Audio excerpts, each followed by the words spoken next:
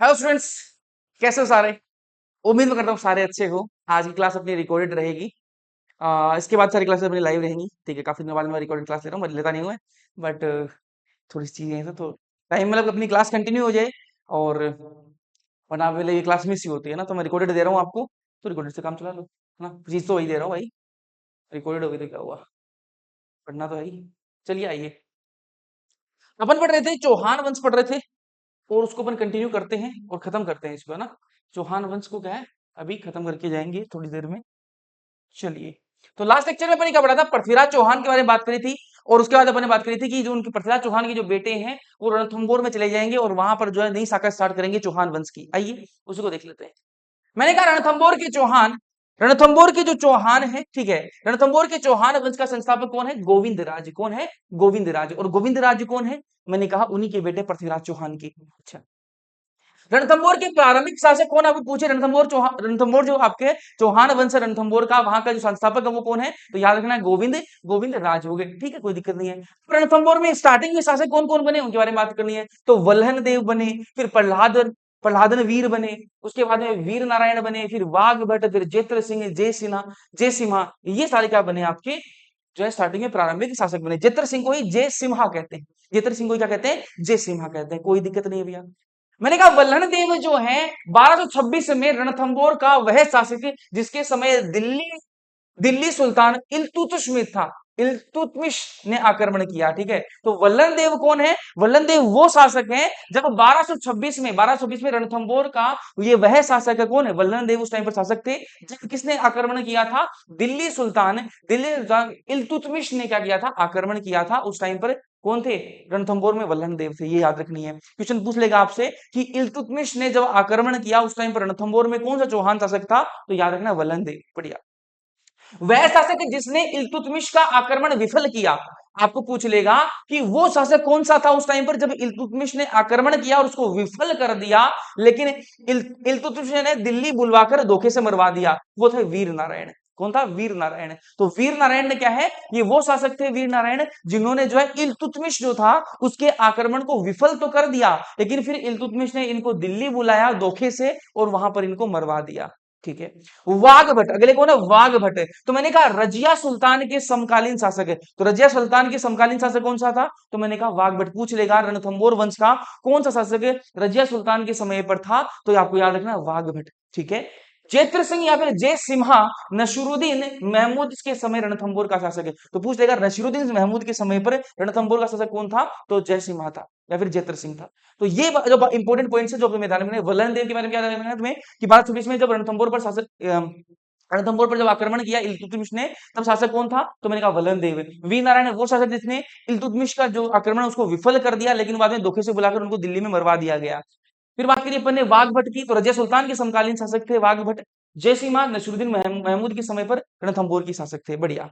हमीर देव चौहान के बारे में बात करते हैं। हमीर देव चौहान, इनके पिता कौन, मैंने कहा जेत्र सिंह या फिर जय सिम्हा। ठीक है, जेत्र सिंह या फिर जय सिम्हा एक ही व्यक्ति है। माता का नाम है हीरा कंवर, गुरु का नाम है राघव देव। दरबारी कवि कौन थे, तो मैंने कहा बीजादित्य इनके क्या थे, दरबारी कवि थे। इन्होंने कोटिजन यज्ञ के पुरोहित, ठीक है, इन्होंने क्या करा, जैसे आपने देखा था आपका एक अश्व यज्ञ होता था, ठीक है, वैसे ही जो है यहाँ पर कोटिजन यज्ञ है। ठीक है, तो मैंने कहा इसके पुरोहित कौन थे, तो विश्वरूप थे। तो जो कोटिजन यज्ञ है किसने करवाया, हमीर चौहान ने करवाया, हमीर देव चौहान ने करवाया। और ये जो है इसके पुरोहित थे वो कौन थे, विश्वरूप थे। समकालीन दिल्ली शासक कौन रहे, जलालुद्दीन खिलजी और अलाउद्दीन खिलजी। इंपॉर्टेंट, बहुत इंपॉर्टेंट चीज है, याद रखना है मेरे भाई। क्या याद रखना है तुम्हें कि जो आपके हमीर देव चौहान है इनके समय पर समकालीन दिल्ली शासक कौन थे, तो वो थे जलालुद्दीन खिलजी और अलाउद्दीन खिलजी, दोनों थे। याद रखना ना, ये कुछ लोगों को कंफ्यूजन होती है कि जलालुद्दीन और अलाउद्दीन तो एक ही चीज है, नहीं है, अलग अलग चीज है। ठीक है, जलालुद्दीन खिलजी अलग व्यक्ति है, अलाउद्दीन खिलजी अलग व्यक्ति है। हमीर देव चौहान की जानकारी देने वाले स्रोत, तो हमीर देव चौहान की जानकारी हमें कौन कौन से स्रोत से मिलती है उसके बारे में बात करें तो हम हमीर महाकाव्य।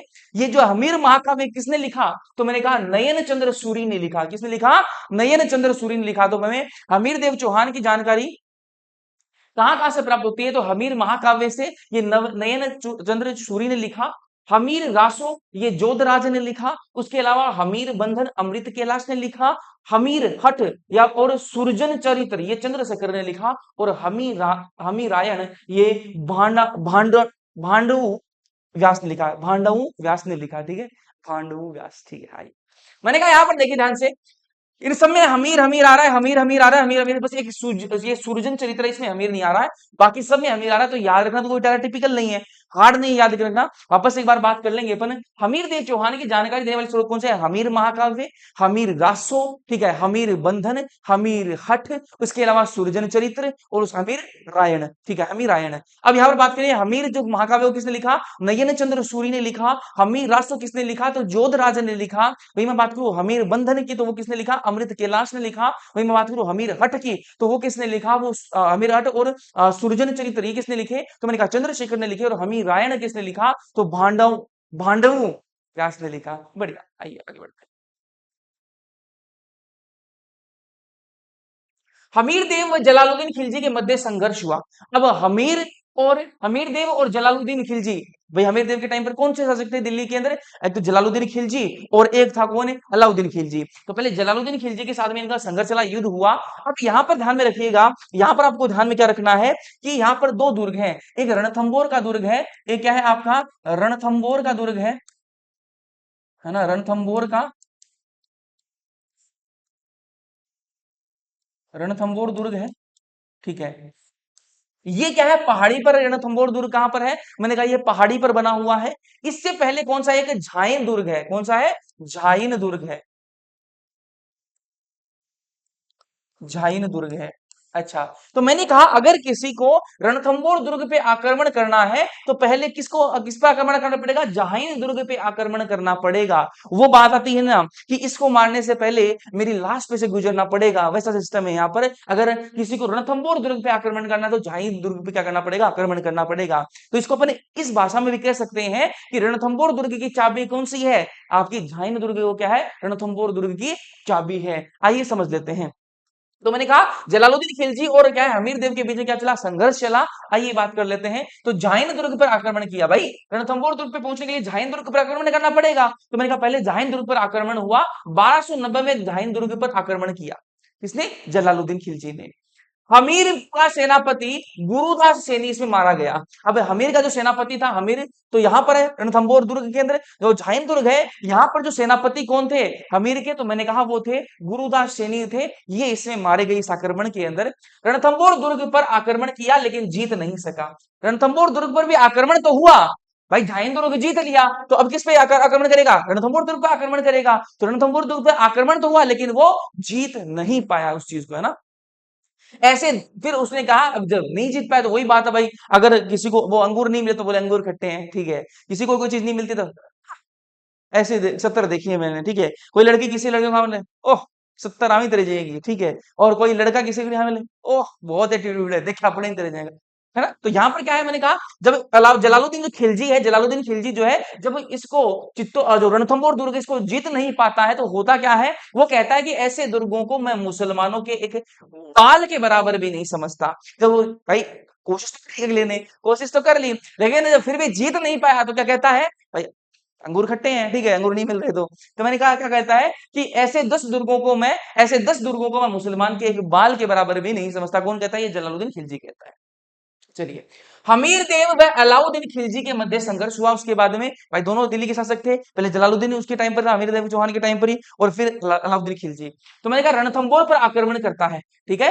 ये क्या करता है? रणथंबोर पर आक्रमण करता है। अब यहाँ पर क्लियर कट बात है, रणथंबोर पर आक्रमण कर रहा है मतलब उससे पहले झाइन वाला दुर्ग है उस पर आक्रमण कर चुका है, ठीक है। उसको ये जीत चुका है, वहां पर जीत चुका, तभी ये क्या कर रहा है, आगे आक्रमण बढ़ पा रहा है, वरना वहां पर नहीं बढ़ पाता। तो पहले झाइन का दुर्ग आपको वहां पर आक्रमण करना पड़ेगा। तो रणथंबोर पर आक्रमण करने के कारण क्या थे अलाउद्दीन खिलजी के? तो सबसे पहले जो कुछ कारण थे वो तो ये थे कि साम्राज्य विस्तार की नीति। तो अलाउद्दीन खिलजी ये चाहता था कि मैं अपना साम्राज्य जो बढ़ाऊं। क्यों बढ़ाऊं? रणथंबोर में इतना इंटरेस्ट क्यों आ रहा था?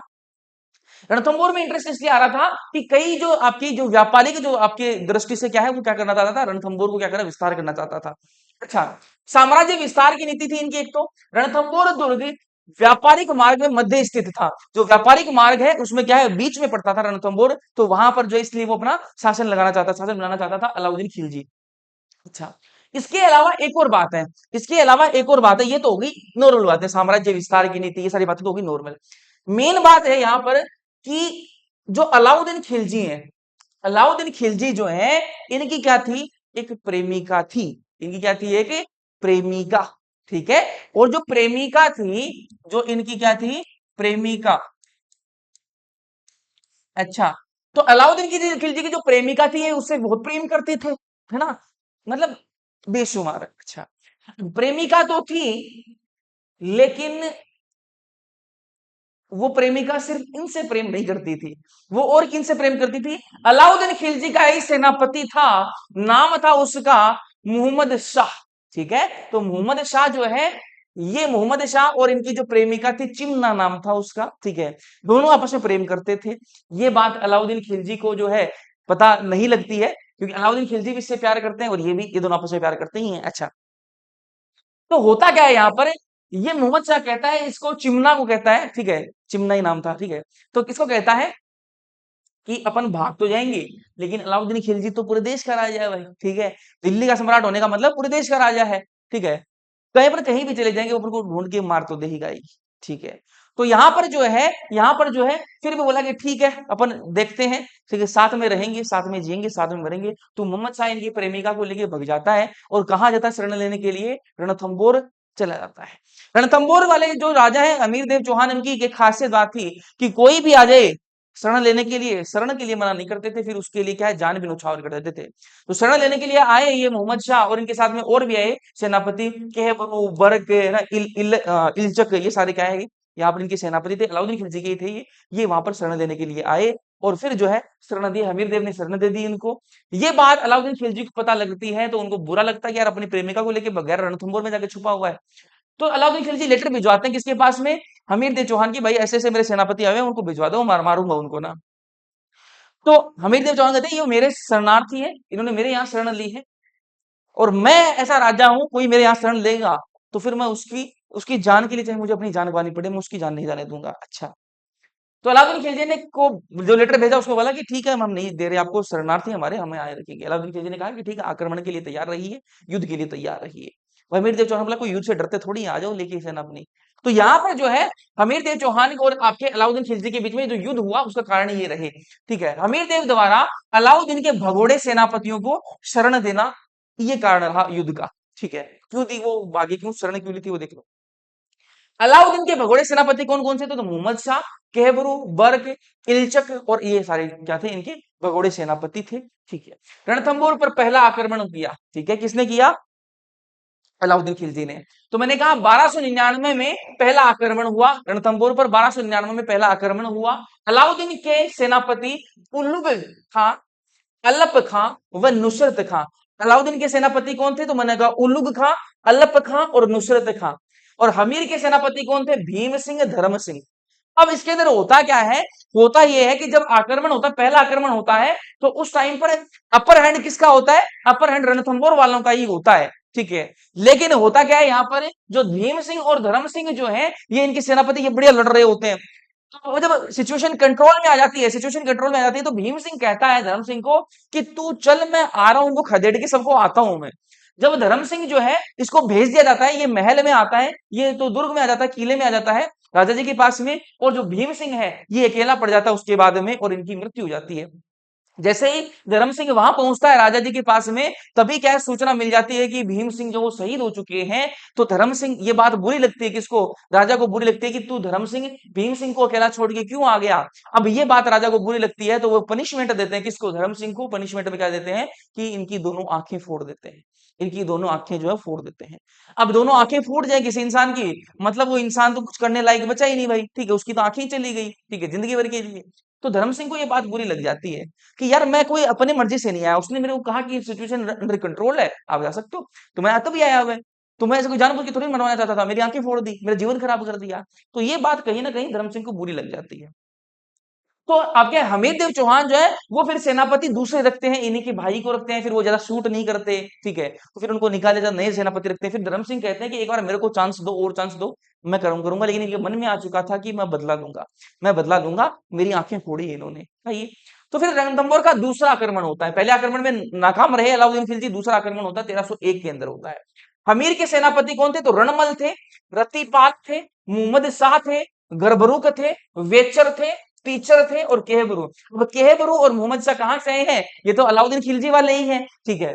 तो मैंने कहा यहाँ पर रणमल और जो रतिपाल हैं, यहाँ पर रणमल और जो रतिपाल हैं, वो दोनों ही क्या है, मैंने कहा ये दोनों ही गद्दारी करते हैं, ये दोनों ही क्या करते हैं, गद्दारी करते हैं हमीर देव चौहान के साथ में। इस वजह से यहाँ पर युद्ध जो है खराब हो जाता है। इस आक्रमण में अलाउद्दीन का जो सेनापति रहा वो नुसरत खां जो वो मारा जाता है और हमीर से गद्दारी करता है। कौन करते हैं गद्दारी? रणमल करता है गद्दारी और रतिपाल करता है और सर्जन शाह करता है। ये सर्जन शाह वहां पर खाना वाना बनाता है, ये सर्जन शाह वहां पर खाने वाला काम देखता है। अच्छा, तो ये जो है क्या करते हैं यहाँ पर गद्दारी इनके साथ में करते हैं और जो महल जो है, जो इनके दुर्ग जो होता है रणथंबोर का, उसके गेट खोल देते हैं। जब गेट खोल देते हैं तो फिर आक्रमण होता है रणथंबोर पर। अलाउद्दीन खिलजी का अधिकार हो जाता है 11 जुलाई 1301। डेट ऐसी की ऐसी याद होनी चाहिए, इसमें कोई किंतु परंतु नहीं होना चाहिए।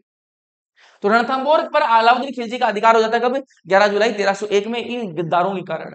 रणथंबोर विजय के बाद आज कुर्फ का इस्लाम हो गया। ठीक है, कुर्फ का मतलब होता है धर्म विरोधी। ठीक है, किसने कहा? ये अमीर खुसरो ने कहा। लेकिन इतिहासकारों का यह मानना है कि अमीर खुसरो ने यह बात नहीं कही। ये बात किसने कही थी? ये बात अलाउद्दीन खिलजी ने कही थी कि आज कुफ्र, ठीक है, आज कुफ्र का इस्लाम हो गया। कुफ्र मतलब धर्म विरोधी जो वो इस्लाम में बदल गया है आज। ठीक है, ये बात अमीर खुसरो ने लिखी है और बोली किसने? अलाउद्दीन खिलजी ने। ऐसे कहते हैं, लेकिन आपको अमीर खुसरो याद रखना है। बढ़िया बात है। अच्छा, फिर जो है यहाँ पर होता क्या है, देखो ध्यान से। मैंने कहा जब हार जाते हैं हमीर देव, तो यहाँ पर हमीर की जो रानी रंगदेव है, हमीर की रानी कौन है? रंगदेव। रंगदेव जो है वो क्या करती है? जोहर करती है रानियों की, बाकी सारी रानियों के साथ में। और इनकी बेटी होती है, किसकी? हमीर देव की बेटी होती है देवल दे। वो पानी में कूद के अपनी जो है वो जोहर करती हैं, तो वो जल जोहर हो जाता है। तो देवल दे जो इनकी बेटी वो जल जोहर करती हैं और वो रंगदेव जो है वो नॉर्मल जोहर करती है रानियों के साथ में। ठीक है, तो ये हो गया। और यहाँ पर जो फिर अलाउद्दीन खिलजी जो है ये रणमल और रतिपाल को भी मरवा देता है। क्यों मरवा देता है? अलाउद्दीन खिलजी कहता है जो अपने राजा के नीवे रणमल और रतिपाल, तुम लोगों ने अपने राजा को धोखा दे दिया, मेरे क्या होगे तुम लोग, इनको भी मरवा दिया। फिर जो यहाँ पर क्या आता है, बात किसकी आती है? मोहम्मद शाह और केबरू को बोलता है अलाउद्दीन खिलजी कि अगर मैं तुम्हें छोड़ दूं तो तुम लोग क्या करोगे? तो केबरू और मोहम्मद शाह कहते हैं कि सबसे पहले हम तुम्हें मारेंगे। तुमने क्या है, हमीर देव चौहान को मारा, जिसने हमें शरण दी, उसको तुमने मारा है। हम पहले सबसे पहले तुझे मारेंगे। तो ये बात कौन सोचता है? अलाउद्दीन खिलजी कहता है कि यार तुम लोग इतने ही वफादार थे राजा के, तो मैं भी तो तुम्हारा राजा ही था, मेरे भी तो तुम सेनापति थे, मेरे ही वफादार बन जाते तुम लोग, है ना। मैं तुम्हें कुछ कहता क्या, लेकिन तुम तो मेरी तो प्रेमिका को भगा के लेके जा रहे हो, है ना, मेरे साथ तुम गद्दारी कर रहे हो और यहाँ तुम दिखा रहे हो अपना। तो मोहम्मद शाह और केबरू को भी मरवा देता है अलाउद्दीन खिलजी। ठीक है, चलिए रणथंबोर से फिर चलते हैं अपन जालोर चलते हैं। रणथंबोर से चलते हैं फिर जालोर की तरफ। जालोर के चौहान देखते हैं, आइए। तो जालोर के चौहान वंश का संस्थापक कौन था? कीर्तिपाल था। कौन था? कीर्तिपाल। ये अपन ऑलरेडी पढ़ चुके हैं, जब चौहान वंश अपन ने स्टार्ट किया था तभी मैंने आपको बता दिया था कि जालोर के जो चौहान वंश है उनके संस्थापक कौन थे? कीर्तिपाल। जालोर की प्रारंभिक शासक कौन कौन रहे? तो मैंने कहा कीर्तिपाल, बाद में समर सिंह, बाद में उदय सिंह, बाद में चाचिक देव। कौन? चाचिक देव, फिर सामंत सिंह। याद रखना, जालोर के जो प्रारंभिक शासक रहे वो कौन रहे? कीर्तिपाल। कीर्तिपाल के बाद में आपके समर सिंह, समर सिंह के बाद में उदय सिंह, उदय सिंह के बाद में चाचिक देव, फिर आपके आ जाते हैं सामंत सिंह आ जाते हैं। ठीक है, तो ये आपको ध्यान में रखना है। जालोर में सोनगरा है ना, जालोर में सोनगरा है, यहाँ पर है सोनीगरा नहीं, सोनगरा, सोनगरा। तो जालोर में सोनगरा चौहानों का शासन था। कौन सी, किसी का शासन था? सोनगरा चौहानों का शासन था। कीर्तिपाल परमारों से जीतकर जालोर में चौहान वंश की नींव रखी। कीर्तिपाल ने पहले किसको हराया? परमारों को हराया, और परमारों को हराने के बाद में जालोर के अंदर चौहान वंश की जो है ये नींव रखते हैं। समर सिंह जो है वो गुजरात के भीमदेव से अपनी पुत्री लीलावती का विवाह करवाया। तो समर सिंह जो है, याद रखना, ये छोटे छोटे पॉइंट है कीर्तिपाल के बारे में। कीर्तिपाल के बारे में क्या है कि परमाणु से जीतकर जालोर को क्या है, अब जालोर में चौहान वंश की नींव रखी। समर सिंह फिर आते हैं, समर सिंह जो गुजरात के जो भीमदेव है, गुजरात के जो भीमदेव है उनसे अपनी पुत्री लीलावती का क्या करवाते हैं? विवाह करवा देते हैं। उदय सिंह सोनगरा की बात करें तो इल्तुतमिश व नसीरुद्दीन मोहम्मद के आक्रमण के समय जालोर का शासक कौन था? उदय सिंह सोनगरा था। जब इल्तुतमिश ने और नसीरुद्दीन मोहम्मद ने आक्रमण किया जालोर पर, तब शासक कौन था? उदय सिंह सोनगरा। नसीरुद्दीन मोहम्मद व बलबन चाचिक देव के समकालीन थे। ठीक है, और आपको पूछे चाचिक देव के समकालीन, या फिर बोले नसीरुद्दीन मोहम्मद या फिर बलबन।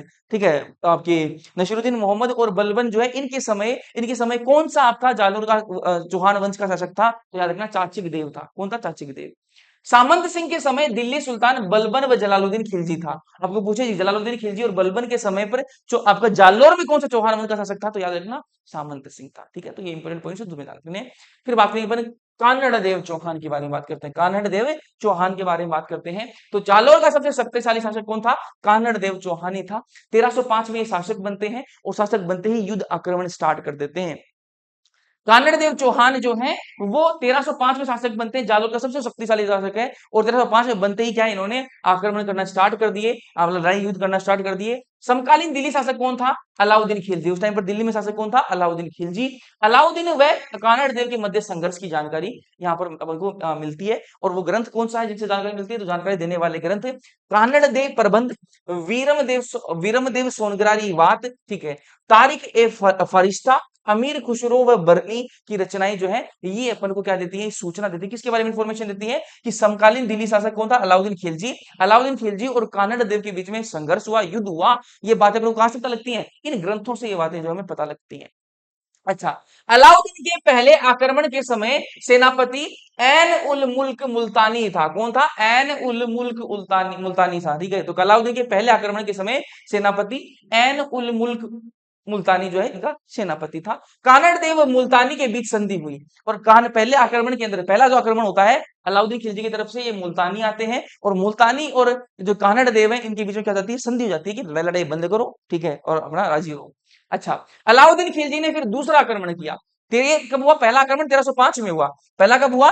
1305 में हुआ भाई, है ना। राजा जज नए नए बने थे, बनते ही इन्होंने क्या कर लिया? संधि कर ली भाई। लड़ाई लड़ाई नहीं, आराम से रहो। अलाउद्दीन खिलजी का फिर क्या होता है? दूसरा आक्रमण करता है अलाउद्दीन खिलजी, 1308 के अंदर करता है दूसरा आक्रमण। इस टाइम पर जो सेनापति आए वो कौन आए? इस बार सेनापति कमालुद्दीन गुर्ग आए। कौन आए? कमालुद्दीन गुर्ग आते हैं दूसरे आक्रमण के अंदर। और यह आक्रमण यहां पर भी वही खेल है जैसे मैंने आपको बताया ना, रणथंबोर के अंदर रणथंबोर दुर्ग को जीतने से पहले, आक्रमण करने से पहले आपको जो झाइन का जो आपका दुर्ग है उस पर आक्रमण करना पड़ेगा। सेम वैसे ही यहां पर भी है। अगर आपको जालोर जालोर दुर्ग पर आक्रमण करना है, जालोर दुर्ग पर अगर आपको आक्रमण करना है तो सबसे पहले आपको सिवाना का दुर्ग जो है ना, सिवाना का जो दुर्ग है, सिवाना दुर्ग जो है उस पर आक्रमण करना पड़ेगा। ठीक है, तो जालोर दुर्ग पे आक्रमण करने से पहले आपको सिवाना पर क्या करना पड़ेगा? आक्रमण करना पड़ेगा। तो बिल्कुल आक्रमण किया गया। तो यह आक्रमण पहले सिवाना पर किया गया। किस पर किया गया? सिवाना पर। क्यों? क्योंकि पहले इस पर आक्रमण करेंगे तभी जालोर पहुंच पाएंगे। अच्छा, मैंने कहा सिवाना का जो दुर्गाधिपति, ठीक है, मतलब सेनापति होता है वैसे दुर्ग का जो पति है वो कौन था? है ना, सेनापति वैसे दुर्गाधिपति, ठीक है, वो कौन था? तो सातल देव, है ना। तो मैंने कहा दुर्ग का जो रक्षक था वो कौन था? तो सातल देव था। ठीक है, याद रखना। मैंने कहा सेनापति कौन आया अलाउद्दीन खिलजी की तरफ से दूसरे आक्रमण के अंदर? तो वो आया कमालुद्दीन गुर्ग आया। ठीक है, और ये आक्रमण पहले सिवाना पर किया गया। सिवाना जो है वहां के दुर्गापति कौन थे? तो मैंने कहा वो थे सातल देव थे। सिवाना दुर्ग का गद्दार बावले पवार निकला। कौन निकला? बावले पवार। तो जो आपका सिवाना दुर्ग का जो गद्दार, यहाँ पर हर चीज में गद्दारों ने हरवाया है, तो उनके गद्दार कौन थे? यहाँ पर बावले पवार जो था वो यहाँ पर गद्दार निकला। सिवाना का साका हुआ। ये बावले पवार के चक्कर में क्या है? साका करना पड़ा। साका क्यों हुआ? समझते हैं। मैंने कहा ये दुर्ग पे जा ही नहीं सकते थे। ठीक है, यहाँ पर जो इस दुर्ग पे वो हमला कर ही नहीं पाते। लेकिन ये जो बावले पवार है, ठीक है, इसको क्या कर दिया कि तेरे को राजा बनाएंगे, ये करेंगे। फॉर अलाउद्दीन खिलजी ने दे दी इसको, है ना, इसको मिट्टी गोली दे दी बावले पवार को, और बावले पवार बावड़ा बन गया। ठीक है, तो यहाँ पे क्या होता है? बावले पवार ने कहा कि भाई आप इस दुर्ग के अंदर ऐसे नहीं जा पाओगे, जा ही नहीं सकते आप इसके अंदर। करना क्या पड़ेगा आपको? यहाँ पर आपको करना पड़ेगा, आपको राई का खेल करना पड़ेगा। क्या करना पड़ेगा? राई। राई एक ऐसा है कि जो रात रात में उग जाएगी। अच्छा, और जहां पर भी उग जाए मतलब वहां पर क्या है? दीवार कच्ची है। इसी दुर्ग की दीवार को आप भेद नहीं सकते, अंदर नहीं जा सकते। अगर आपको अंदर जाना है इस दुर्ग के, आक्रमण करना है आपको, तो आपको क्या करना पड़ेगा? इसके अंदर कोई कच्चा रास्ता नहीं देखना पड़ेगा। कच्चा रास्ता कैसे देख पाओगे? राई जो रात रात में उग जाएगी, आपको क्या करना पड़ेगा? राई लगा के देख लो, जहां होगी मतलब कच्चा रास्ता है उससे जा सकते हो तुम लोग। तो ये बात बावले पवार ने कही। तो भाई ये बात जो है अलाउद्दीन खिलजी जो की है ना, जो साथ में थोड़ी राई लेके आई थी, उसने गांव में फैला दी कि भाई जितने जो राई देगा उसको उतना ही सोना मिलेगा, जितनी राई देगा उतनी उसके बराबर सोना मिलेगा। अब पूरे गांव में क्या लग गई भाई? लाइन लग गई कि भाई सोना मिल रहा तो कोई नहीं देगा। तो लाइन लग गई किसकी? राई लेके आ रहे थे लोग, राई लगा, इनको पता लग गया कच्चे रास्ते का। तो कच्चे रास्ते का पता लगा तो ये दुर्ग में पहुंच गए। जब दुर्ग में पहुंच गए तो कोई ऑप्शन नहीं था उनके पास में, तो क्या करते हैं वो, फिर वहां पर केसरिया शाखा हो जाता है वहां पर, ठीक है। तो सिवाना में जोहर होता है, ठीक है। शाखा कब होता है, 1308 में शाखा मतलब जोहर और केसरिया हो जाएगा। सिवाना में जोहर होता है रानी मेनादे के नेतृत्व में, किस नेतृत्व में, किसके नेतृत्व में होता है, तो रानी मेनादे के नेतृत्व में ये शाखा होता है। सिवाना को जीतकर सौंपा किसको, कमालुद्दीन गुर्ग को सौंप दिया। कमालुद्दीन गुर्ग ही इनका क्या था, सेनापति था। अलाउद्दीन खिलजी ने सिवाना को जीता और जीतने के बाद में कमालुद्दीन गुर्ग को क्या है, वो सौंप दिया कि आप यहाँ पर रहो। सिवाना को जीतकर नाम रखा इसका खेराबाद, ये बहुत इंपॉर्टेंट है। सिवाना को जीतने के बाद में उसका क्या नाम रखा, खेराबाद नाम रख दिया, बहुत इंपॉर्टेंट है। कानड़ देव के पुत्र का नाम वीरमदेव, कानड़ देव के पुत्र का क्या नाम था, वीरमदेव, ठीक है। और अलाउद्दीन खिलजी की पुत्री का क्या नाम था, फिरोजा। तो ये युद्ध का जो है ना, युद्ध का जो है एक कारण ये भी बताते हैं भाई ये युद्ध हो क्यों रहा है। तो इसका कई कारण तो ये बताते हैं कि जालोर जो है वो अब गुजरात से अब ट्रेड कर रहे हो, व्यापार कर रहे हो, तो बीच में आएगा। तो वो एक तो वो चीज है कि भाई बीच में आ रहा है तो अपन ये अपने हिस्से में ले लेते हैं, तो अपन कोई दिक्कत नहीं होगी ट्रेड करने में, है ना, व्यापार करने में। दूसरा ये बताते हैं कि फिरोजा जो है ना, अलाउद्दीन खिलजी की जो बेटी है फिरोजा, फिरोजा जो है एक दिन क्या है, वीरमदेव को देख लेती है। वीरमदेव जो है वो बढ़िया अस्पुष, बढ़िया बॉडी बॉडी, फिरोजा क्या है, पागल हो जाती है वीरमदेव के लिए, ठीक है। तो फिरोजा कहते हैं मैं शादी करूं, ब्याह करूं तो वीरमदेव से करूं। अब एक तरफा प्यार है भाई, फिरोजा को पसंद आ गया। वीरमदेव कह रहा है कि भाई मैं धर्म से बाहर शादी नहीं कर सकता, मैं धर्म से बाहर शादी नहीं कर सकता चाहे कुछ हो जाए। लेकिन फिरोजा कहती है ब्याह करूं तो पापा जी मैं ब्यूं करूं, नहीं मैं कौन करूं फिर ब्याह, ठीक है। तो अब अलाउद्दीन खिलजी समझा ली इसको कि तेरे को वैसा ही दिल डोल का सुल्तान लाके दे दूंगा, ठीक है, तू छोड़ दे जिद, वो नहीं करेगा ब्याह। पहले वीरमदेव को भी बहुत मनाया, नहीं माना वीरमदेव, ठीक है। तो फिरोजा को कहा कि कर ले, तो फिर क्या करे बेचारा। तो अलाउद्दीन खिलजी ने क्या किया कि वीरमदेव के साथ में युद्ध लड़ते हैं और फिर हरा के ले आते हैं, इसको उठा के ले आएंगे, ब्याह करा देंगे। लेकिन वीरमदेव नहीं माना और फिर अंत में क्या है, वीरमदेव की क्या मृत्यु हो जाती है इस चक्कर में। और फिर वीरमदेव की जो है जो गर्दन है उसको लेके जाते हैं, जो सिर है उसको लेके जाते हैं और फिरोजा को दिखाते हैं कि देख मर गया ये, तो अब क्या कर सकते हैं, दूसरे के साथ में ब्याह कर ले। फिरोजा उस सिर को लेके पानी में कूद जाती है और अपनी सुसाइड मतलब आत्महत्या कर लेती है। बढ़िया।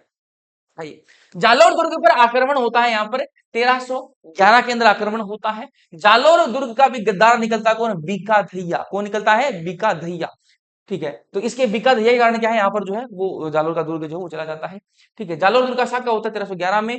जालोर दुर्ग में जोहर होता है, जेतलदे के नेतृत्व में होता है दुर्ग यहाँ पर। और जालोर दुर्ग की रक्षा जो शहीद हुए वो कंधाई, जेत, उलीचा, अर्जुन, लूणकर्ण आदि ये सारे शहीद हुए इसके अंदर। जालोर दुर्ग का बदला हुआ नाम क्या है, जलालाबाद। उसका नाम क्या था आपका, खेराबाद रखा सिवाना का, और जालोर का क्या रखा, जलालाबाद। यहाँ पर एक संबंधित लोकोक्ति चलती है, राइयों राभाव राते बीता, ठीक है, राइयों रा भाव राते बीता, ठीक है, मतलब राइयों का भाव जो रात रात में वो चढ़ गया था, ठीक है। तो वो देख लो। आओ नाडोल के चौहान के बारे में बात करते हैं, ज्यादा बात करनी करनी है अपन को, थोड़ी सी बातें करनी है नाडोल के चौहानों के बारे में, ज्यादा बातें कुछ नहीं करनी है अपन को चौहानों के बारे में, हल्के लिए बात करनी है। नाडोल के चौहान वंश का संस्थापक कौन था, तो लक्ष्मण देव या फिर लक्ष्मण देव, ठीक है, फिर लक्ष्मण जी है ना, लखन जी, लखन जी या फिर लक्ष्मण देव चौहान, लक्ष्मण चौहान। लक्ष्मण चौहान शाकंभरी के वाकपति राज द्वितीय का पुत्र था। किसका, वाकपति राज द्वितीय का क्या पुत्र था, कौन, लक्ष्मण चौहान। इसने नाडोल को चावड़ा राजपूतों से जीता था। किसने जीता था, चावड़ा राजपूतों का पहले शासन हुआ करता था नाडोल में, वहां पर किसने जीता, लक्ष्मण चौहान ने जीता और वहां पर अपना शासन जो है स्थापित किया। नाडोल में आशापुरा माता का मंदिर बनवाया लक्ष्मण ने, लक्ष्मण ने ही जो है आशापुरा माता का मंदिर बनवाया, कहां पर, नाडोल के अंदर। नाडोल के कुछ अन्य शासक थे, शोभित, बलिराज, महेंद्र, अहिल, अल्हणदेव, ये याद रहे, वेलनगुड ना रहे तो कोई बात नहीं, ये वाले। 1177 में मेवाड़ के सामंत सिंह को हराया कीर्तिपाल चौहान ने, ठीक है। तो मैंने कहा यहाँ पर 1177 के अंदर, 1177 में मेवाड़ के शासक थे सामंत सिंह, उनको हराया किसने, कीर्तिपाल चौहान ने। और नाडोल की शाखा से उत्पन्न अन्य शाखा जो हुई वो कौन सी हुई, जालोर और बूंदी। तो नाडोल से ही दो शाखा निकलती हैं, जालोर और बूंदी, अपन चैप्टर की स्टार्टिंग में बात कर ली थी, कौन सी शाखा कहां से निकलती है। हाड़ौती के चौहान, हाड़ौती वाला रीजन कौन सा आ जाता है तुम्हारा, कोटा, बूंदी, झालावाड़, ये वाला रीजन तुम्हारा हाड़ौती रीजन होता है। तो हाड़ौती के चौहान के बारे में बात करें तो हाड़ौती के चौहानों का प्रारंभ बूंदी के चौहान वंश से होता है। और बूंदी का चौहान वंश कहां से निकला है, मैंने कहा नाडोल से निकला है, नाडोल से बूंदी निकली है, फिर बूंदी से फिर कोटा निकला। आइए, तो चौहान वंश से होता है, बूंदी के चौहान वंश से ही कोटा के चौहान वंश की शाखा निकलती है, बूंदी से फिर कोटा निकलता है। चौहानों से पहले हाड़ौती पर मीणाओं का राज हुआ करता था। तो मैंने कहा चौहानों से पहले यहाँ पर राज किसका था, मीणाओं का राज था, मीणों का राज था। बाद में जो है यहाँ पर इनको हरा के जो चौहानों ने यहाँ पर राज स्थापित किया। बूंदी के चौहान के बारे में बात करें तो बूंदी के चौहान शाखा के संस्थापक देव सिंह हाड़ा थे। तो बूंदी में कौन थे? देव सिंह हाड़ा या फिर देवा, देव सिंह हाड़ा या फिर देवा, बढ़िया बात है। देव सिंह हाड़ा के बाद शासक कौन बना? समर सिंह बनते हैं। देव सिंह हाड़ा के बाद में कौन शासक बनते हैं? समर सिंह बनते हैं। और समर सिंह ने कोटिया भीलों को हराया। कोटिया भीलों कोई एक इंसान नहीं है, कोटिया भीलों मतलब एक पूरी शाखा है। तो यहाँ पर समर सिंह ने कोटिया भीलों को हराकर कोटा पर अधिकार कर लिया। कोटिया भीलों को, कोटिया कोटिया भील जो है उनका राज हुआ करता था कोटा में। फिर जो है यहाँ पर समर सिंह जो उनको हराते हैं कोटिया भीलों को, और वहां पर क्या अधिकार अपना कर लेते हैं। बलबन, बलबन यहाँ पर बलबन कर लेना, बलबन। बलबन व अलाउद्दीन खिलजी से क्या है? संघर्ष करते हैं। समर सिंह के बाद शासक बनता है नापूजी बनता है। समर सिंह के बाद शासक कौन बनता है? नापूजी, ठीक है। अन्य नाम थे इनके नापूजी के नरपाल सिंह, लेकिन वो नापूजी कहते हैं, नरपाल नापूजी, ठीक है। नापूजी ने भी अलाउद्दीन खिलजी से क्या किया? संघर्ष किया था। और नापूजी के बाद में जो शासक बनते हैं वो कौन बनते हैं? अलाउद्दीन। नापूजी का शासक बनते हैं हल्लू जी। नापूजी के बाद कौन बनते हैं? हल्लू जी। और हल्लू के बाद में वीर सिंह बर सिंह जो है वो शासक बनते हैं। ये नापूजी, फिर हल्लू जी, फिर वीर सिंह है ना, फिर बर सिंह, ठीक है। तो मैंने कहा बर सिंह ने बूंदी जी किले का निर्माण किया। जो बूंदी किला है उसका निर्माण बर सिंह ने कराया। तो बैफ और बर सिंह, बैफ और बूंदी किला।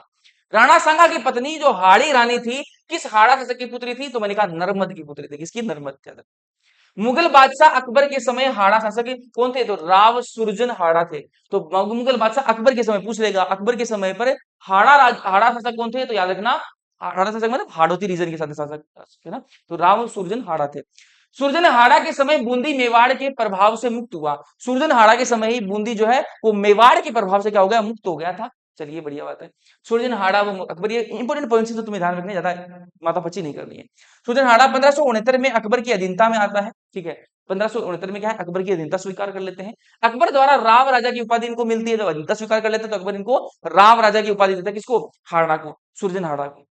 मनरूड़ व गढ़ कटंगा की जागीर 500 का मनसब, 500 नहीं, 5000 का मनसब। मनसब का मतलब मैंने आपको पहले ही बताया है कि एक आर्मी का इनको क्या बना दिया? हेड बना दिया। 5000 आदमी, बड़ी जो आर्मी है, 5000 जो सैनिक है उनका हेड बना दिया, मतलब वो एक बढ़िया पोस्ट होती है। तो 5000 का मनसब। 1578 में कवि चंद्रशेखर ने सूरजन चरित्र की रचना करी। बस ये तुम्हें ध्यान में रखनी है, बढ़िया बात है।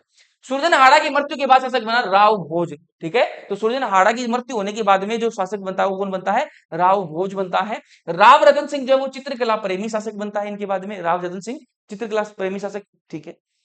इसे सर बुलंद राय व राम राजा की उपाधि दी गई। किसे दी गई? रतन सिंह को। राव रतन सिंह जो है इन्हें जो है बुलंद राय, ठीक है, सर बुलंद राय और राम राजा की क्या दी? इनको उपाधि दी गई। इसके पुत्र माधव सिंह को शाहजहां ने कोटा का स्वतंत्र शासक मान लिया।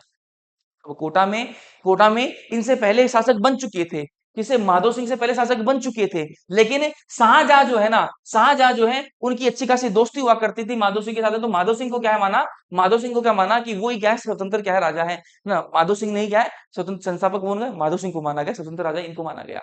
बूंदी के केशव राय पाटन, ठीक है। बूंदी की में एक जगह है केशव राय पाटन, एक नाम की एक जगह है। वहां पर केशव राय जो मंदिर है वो बनवाया। बूंदी में जगह है केशव राय पाटन। वहां पर जो केशव राय मंदिर जो बनवाया किसने? राव शत्रुसाल ने बनवाया, ठीक है। तो ये इंपोर्टेंट जो फैक्ट है वो तुम्हें ध्यान रखना है। शत्रुसाल के बाद बनने वाला शासक कौन था? भाव सिंह व अनिरुद्ध सिंह थे। कौन से थे? भाव सिंह और अनिरुद्ध सिंह। और यहाँ पर एक जो चलता है हाड़ो ले डूबियो गणगौर। हाड़ो ले डूबियो गणगौर, इसका मतलब क्या है? हाड़ो मतलब हाड़ौती का राजा है। ले डूबियो गणगौर इसका मतलब क्या है? मैंने कहा राव अनिरुद्ध सिंह जो है वो राव अनिरुद्ध सिंह के जो पुत्र हैं जोधा सिंह, कौन है? जोध सिंह। वो जो है जेठ सागर में अपनी पत्नियों व गणगौर सहित डूब जाने के कारण ये जो उक्त पंक्ति जो है वो विख्यात है कि भाई जो जोधा सिंह थे, जो जेठ सागर जो है, जेठ सागर के अंदर पत्नी, उनकी पत्नी और वो खुद और गणगौर, ये जो है उसमें डूब जाते हैं। इसलिए क्या कहते हैं? हाड़ो ले डूबो गणगौर, ठीक है। हाड़ो जो है मतलब राजा, ले डूबो गणगौर को, ठीक है। अनिरुद्ध सिंह की रानी नाथावती, ये अनिरुद्ध सिंह जो है इनकी रानी थी नाथावती। उन्होंने रानी जी की बावड़ी का निर्माण करवाया। जो रानी जी की बावड़ी है उसका निर्माण किसने करवाया? नाथावती ने करवाया, बढ़िया। बूंदी का शासक जिसे मुगल शासक बहादुर शाह ने महाराव राणा की उपाधि दी गई वो कौन थे? राव बुद्ध सिंह थे, ठीक है। तो बूंदी के कौन से शासक थे जिनको मुगल शासक बहादुर शाह ने, मुगल शासक थे बहादुर शाह, उन्होंने क्या दी? एक उपाधि दी, राव महाराव राणा की, महाराव राणा की उपाधि दी राव बुद्ध सिंह को दी, ठीक है, बढ़िया। बुद्ध सिंह के समय पर ही मुगल शासक फरुखशियर फरुखशियर फरुखशियर हाँ, फर्रुखसियर है, ठीक है। तो मैंने कहा बुद्ध सिंह के समय ही मुगल शासक फर्रुखसियर ने बूंदी का नाम बदलकर फर्रुखाबाद जो है वो रख दिया। याद रखना, बूंदी का नाम क्या रखा गया? फर्रुखाबाद। जलालाबाद, खैराबाद और फर्रुखाबाद, याद रखना चाहिए किसका नाम क्या बदला था। बुद्ध सिंह की प्रसिद्ध रचना नेह तरंग है। कौन सी है बुद्ध सिंह की प्रसिद्ध रचना? नेह तरंग। मराठों का प्रवेश कब हुआ? तो मैंने कहा बुद्ध सिंह के समय ही मराठों का प्रवेश होता है। मराठों का प्रवेश कब होता है? बुद्ध सिंह के समय पर होता है। सिरीजी की उपाधि दी जाती है राव उमेद सिंह को। सिरीजी की उपाधि दी जाती है राव उमेद सिंह को। उमेद सिंह के घोड़े का नाम हुंजा या फिर हंजा था। हुंजा या फिर हंजा। ईस्ट इंडिया कंपनी से संधि करने वाला शासक विष्णु सिंह बना। ईस्ट इंडिया जो कंपनी अंग्रेजों वाली, उससे जो संधि करी वो कौन था? विष्णु सिंह जो है उन्होंने करी ये संधि। ठीक है, आगे थोड़ा सा बढ़ते हैं अपन, कोटा के चौहान पे आते हैं। लास्ट, कोटा के चौहान। कोटिया भीलों को हराने वाला हाड़ा शासक जेत्र सिंह जेतसी समर सिंह का पुत्र था। कोटिया भीलों को हराने वाला शासक कौन था? वो जेत्र सिंह था। जेतसी समर सिंह का पुत्र था, समर सिंह का बेटा था जेत्र सिंह। लेकिन अब देखो, जेत्र सिंह शासक यहाँ पर कोटिया भीलों को हराने वाला था, तो जेत्र सिंह को क्या होना चाहिए भाई? वो होना चाहिए, संस्थापक वो होना चाहिए ना वंश का। लेकिन यहाँ पर संस्थापक कौन है? माधव सिंह है। कौन है? माधव सिंह। क्यों है? क्योंकि मुगल शहजादे खुर्रम, खुर्रम कौन, किसका नाम है खुर्रम? है तो मैंने कहा शाहजहां को खुर्रम कहते हैं। तो मुगल शहजादे खुर्रम द्वारा जिसे कोटा का स्वतंत्र शासक स्वीकार किया गया वो थे माधव सिंह थे। इसलिए माधव सिंह को कहते हैं कि माधव सिंह क्या है? वंश के संस्थापक हैं कोटा के अंदर। अदरवाइज भाई लड़ तो ये लिए थे पहले। ठीक है, बलख व बदख्शा, बलख व बदख्शा अभियान पर वीरता के कारण इसे बाद रफ्तार नाम का एक घोड़ा जो भेंट किया गया। बाद रफ्तार घोड़ा था वो भेंट किया गया। मुगल उत्तराधिकारी युद्ध में दारा का साथ किसने दिया? मुकुंद सिंह ने। जब मुगल उत्तराधिकारी का जब चल रहा था कि भाई कौन राजा बनेगा, ठीक है, तो ये शाहजहां दारा इनका क्या चल रहा था? युद्ध चल रहा था। उस टाइम पर दारा का साथ किसने दिया? तो मुकुंद सिंह ने साथ दिया था। ठीक है, इसने अबली की मीणी का महल बनवाया, कोटा दुर्ग की दीवारें बनवाई। ठीक है, तो यहाँ पर जो है इन्होंने क्या बनवाई? अबली की जो मीणी है, अबली की मीणी महल का महल बनवाया। अबली की मीणी कौन है? इनकी प्रेमिका थी भाई, अबली की मीणी है। ठीक है, तो ये अबली की मीणी जो है इनका महल बनवाया, कोटा दुर्ग की दीवारें बनवाई। तो अबली की मीणी इनकी प्रेमिका थी। कोटा में किशोर सागर झील का निर्माण करवाया किसने? किशोर सिंह ने करवाया। ठीक है, कोटा का शासक जिसे माही मारती या फिर महाराव की उपाधि 7,000 मनसब मिला, ठीक है, वो कौन थे? भीम सिंह थे। कौन थे?